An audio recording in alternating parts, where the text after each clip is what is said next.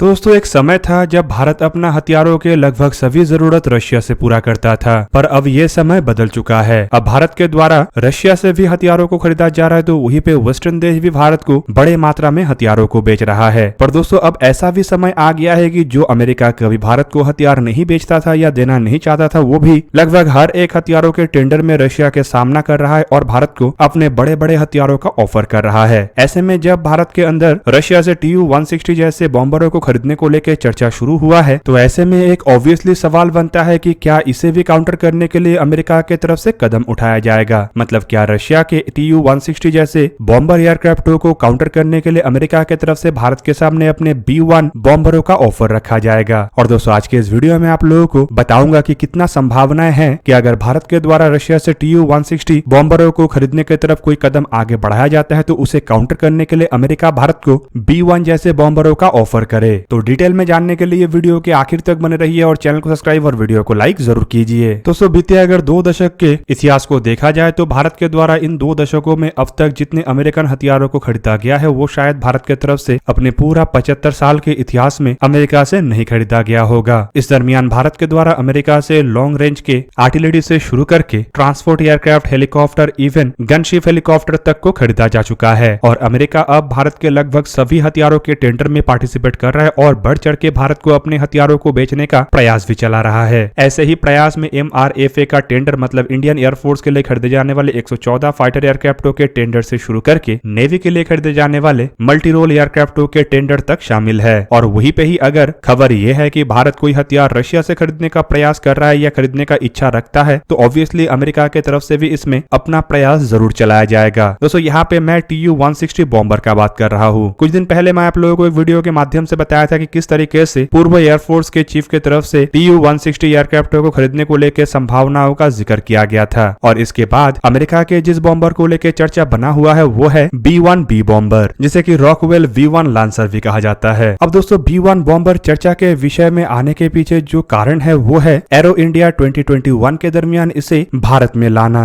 आप सबको पता ही होगा कि पिछले साल जो एरो इंडिया के एयर शो हुआ था, जिसे कि एशिया के लार्जेस्ट एयर शो के रूप में भी देखा जाता है, उसमें अमेरिका के तरफ से अपने एयरफोर्स के B-1B लॉन्ग रेंज के हैवी बॉम्बर को भेजा गया था। और दोस्तों ये 1945 के बाद पहला ऐसा घटना है जब किसी अमेरिकी बॉम्बर भारत के अंदर आया हो। दोस्तों एयर शो के दरमियान B-1B बॉम्बरों को फ्लाई भी किया गया था और इन बॉम्बरों के साथ इंडियन एयरफोर्स के तेजस एयरक्राफ्टों ने अपना उड़ान भरा था। हालांकि दोस्तों इस घटना को एक ऐतिहासिक घटना के रूप में इसलिए भी देखा जा रहा था क्योंकि अमेरिका के तरफ से भारत के किसी एयर शो के लिए इतना बड़ा काम पहली बार किया गया। यहाँ पे आपके जानकारी के लिए बता दूं कि इसे दोनों देशों के बीच के बढ़ते हुए कोऑपरेशन के एक नया दौर के रूप में भी देखा गया। हालांकि दोस्तों एयर शो के खत्म होने के कुछ दिन बाद तक भी ये बॉम्बर यलहंका एयरवेज, मतलब एयर शो को आयोजित किए जाने वाले स्थान में ही रखा हुआ था। और इसके बाद कई सारे एक्सपर्टों के मन में ये सवाल उठने लगा कि एयर शो में ही केवल मात्र इस बॉम्ब को प्रदर्शनी दिखाने के लिए अमेरिका के तरफ से नहीं भेजा गया, बल्कि इसके पीछे रियल पर्पस कुछ और होगा। हालांकि दोस्तों इस तरीके के सवाल तो भारत के पड़ोसी देशों के मन में भी बना हुआ था और चाइना जैसे देशों के तरफ से तो इस घटना को बारीकी से देखा जा रहा था और ये भी देखा जा रहा था कि अमेरिका का बॉम्बर भारत में कर क्या रहा है। और दोस्तों तब एक्सपर्टों के मन में जो सवाल बना था, मतलब ये जो बॉम्बर भारत में आया है इसका मेन पर्पस क्या है, वो अब एक तरीके से और एक सवाल का कारण बन रहा है। जब से TU-160 बॉम्बरों को भारत द्वारा लीज में लिया जा सकता है ऐसे संभावनाओं के ऊपर चर्चा शुरू हुआ है, तब से एक्सपर्टों का ये मानना है कि उस दरमियान अमेरिका की तरफ से B-1 बॉम्बरों को भारत में इसीलिए भेजा गया था ताकि रशिया के साथ अगर भारत कोई चर्चा करता है तो उसे काउंटर किया जा सके। मतलब एक तरीके से अमेरिका भारत को TU-160 के जगह में अपना B-1 बॉम्बरों का ऑफर कर सकता है। दोस्तों B-1 बॉम्बरों को अगर देखा जाए तो इसे जब पहली बार बनाया गया था तब इसमें एक्सटर्नल हार्ड पॉइंट्स के साथ बनाया गया था ताकि ये न्यूक्लियर हमले को अंजाम दे सके। पर अगर इसके एक्सटर्नल हार्ड पॉइंट्स को हटा दिया जाता है तो ये bomber nuclear free fall bombs को और नहीं कैरी कर सकेगा और इसके जो इंटरनल वेपन बे है उसके सहारे ये स्ट्राइक रोल को अंजाम दे सकेगा। आपके जानकारी के लिए यहाँ पे बता दूं कि B-1 बॉम्बरों में 3 इंटरनल वेपन बे और 6 एक्सटर्नल हार्ड पॉइंट्स है और अभी भी इन हार्ड पॉइंट्स में या फिर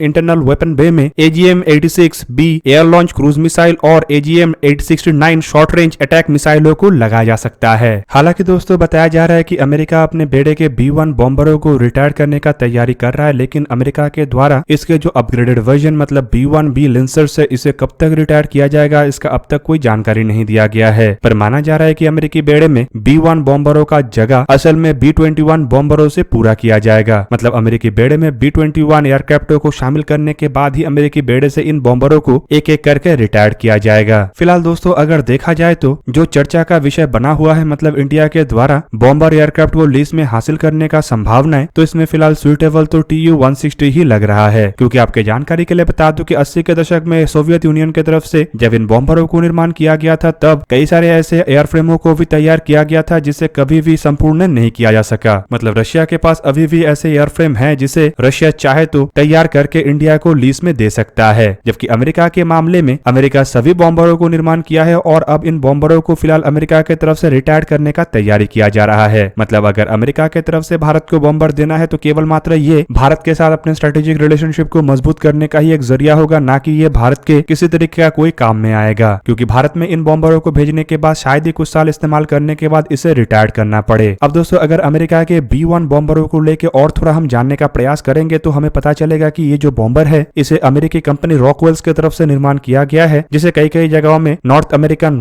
रॉकवेल्स या रॉकवेल्स इंटरनेशनल भी कहा जाता है। B-1 बॉम्बर असल में एक सुपरसोनिक स्ट्रेटेजिक हैवी बॉम्बर है और ये वेरिएबल स्वेप्ट विंग वाला भी है। अमेरिकी एयरफोर्स का ये सबसे पहला सुपरसोनिक बॉम्बर भी है। बेसिकली इन बॉम्बरों के जो पहला वेरिएंट है इसे अमेरिका के तरफ से सुपरसोनिक बॉम्बिंग के लिए ही डिजाइन किया गया था, जबकि बाद में B-1B को एक स्ट्रेटेजिक बॉम्बर के रूप में परिवर्तित किया गया। दोस्तों इन बॉम्बरों को देखा जाए तो आज से करीबन 47 ईयर पहले मतलब 23 दिसंबर 1974 में इन बॉम्बरों ने अपना पहला उड़ान भरा था, जबकि इसे अमेरिकी बेड़े में 1 अक्टूबर 1986 में सर्विस में लाया गया था। 1973 से लेकर 1974 और 1983 से लेकर 1988 के दरमियान इन बॉम्बरों का निर्माण हुआ। पहले बैच में 4 B-1A बॉम्बरों का निर्माण किया गया, जबकि दूसरे बैच में करीब करीब 100 के आसपास B-1B बॉम्बरों का निर्माण किया गया। दोस्तों इन बॉम्बरों को अगर देखा जाए तो इसे फ्लाई करने के लिए 4 क्रू मेंबर का आवश्यकता होता है, जिनमें एक एयरक्राफ्ट के कमांडर, एक पायलट, एक ऑफेंसिव सिस्टम ऑफिसर और एक डिफेंसिव सिस्टम ऑफिसर होते हैं। दोस्तों B-1 बॉम्बर के अगर आकार को देखा जाए तो इसका लंबाई करीबन 45 मीटर मतलब 146 फीट के आसपास है, जबकि इसका विंग स्पैन 42 मीटर मतलब 137 फीट के आसपास है। स्वेप्ट कंडीशन में इसके विंग स्पैन करीब करीब 24 मीटर होता है, जो 79 फीट होता है। हालांकि बॉम्बर के अगर हाइट को देखा जाए तो यह करीबन 10 मीटर मतलब 34 फीट के आसपास है। बॉम्बर के आकार मतलब इसके विंग एरिया करीब करीब 181 मीटर स्क्वायर मतलब 1950 स्क्वायर फीट के आसपास है। जबकि इसके अगर वजन को देखा जाए तो एम्प्टी वेट करीबन 87,090 किलोग्राम और ग्रॉस वेट करीबन 1,47,871 किलोग्राम है। बॉम्बर के मैक्सिमम टेक ऑफ वेट करीबन 2,16,364 किलोग्राम के आसपास है। और दोस्तों इसमें 4 इंजन का इस्तेमाल हुआ है, जो कि जनरल इलेक्ट्रिक की तरफ से बनाया हुआ F101 GE102 after burning turbofan engine है। इनमें से हर एक इंजन करीब करीब 77.4 किलोन्यूटन ड्राई थ्रस्ट जनरेट कर सकता है, जबकि इसका आफ्टर बर्निंग थ्रस्ट करीबन 136.9 किलोन्यूटन के आसपास है। दोस्तों इन 4 इंजनों के सहारे B-1B बॉम्बर करीब करीब 721 नॉट्स या फिर कहे तो 1335 किलोमीटर पर आवर के अधिकतम रफ्तार से उड़ान भर सकता है, जो करीबन माक 1.25 होता है। हालांकि अगर इसके रेंज को देखा जाए तो बताया जाता है कि इसके मैक्सिमम रेंज 6500 नॉटिकल माइल मतलब 12,000 किलोमीटर है, जबकि ये बॉम्बर 16,800 किलोग्राम के बॉम्ब लोड के साथ अधिकतम 5,100 नॉटिकल माइल मतलब 9,400 किलोमीटर की दूरी पूरा कर सकता है। दोस्तों बॉम्बर के कॉम्बैट रेंज करीबन 2,993 नॉटिकल माइल मतलब करीब करीब 5,543 किलोमीटर है, जबकि इसके सर्विस सीलिंग मतलब ऊंचाई में जाने का क्षमता करीबन 60,000 फीट मतलब 18,000 मीटर के आसपास है। वहीं पे दोस्तों अगर हथियारों के कैपेसिटी को देखा जाए तो एयरक्राफ्ट में 6 एक्सटर्नल हार्ड पॉइंट्स है और करीबन 3 इंटरनल वेपन बे है, जिसके सहारे ये 23,000 किलोग्राम के पेलोड को लेकर उड़ान भर सकता है। जबकि कई कई जगहों में बताया जाता है कि इसके जो कुल पेलोड क्षमता है वो करीबन 35,000 किलोग्राम के आसपास है। हालांकि दोस्तों इसके अलावा बॉम्बर में अमेरिका के द्वारा एवियोनिक्स को भी बड़े मात्रा में इस्तेमाल किया गया, मतलब अत्याधुनिक रडार और अन्य इलेक्ट्रॉनिक इक्विपमेंटों का इस्तेमाल किया गया है, जिनमें एक AN/APQ-164 forward looking offensive passive electronical scan array radar, एक AN/ALQ-161 रडार वार्निंग रिसीवर जो कि डिफेंसिव जैमर इक्विपमेंट है, एक AN/ASQ-184 डिफेंसिव मैनेजमेंट सिस्टम और एक स्नाइपर एडवांस टारगेटिंग पोर्ट शामिल है। तो दोस्तों ये था आज का वीडियो। अगर आपको वीडियो अच्छा लगा तो लाइक कीजिए और मेरे चैनल को सब्सक्राइब कीजिए और साथ में बना हुआ बेल आइकन को भी प्रेस कर दीजिए ताकि आप मेरा वीडियो देख पाए सबसे पहले। जय हिंद।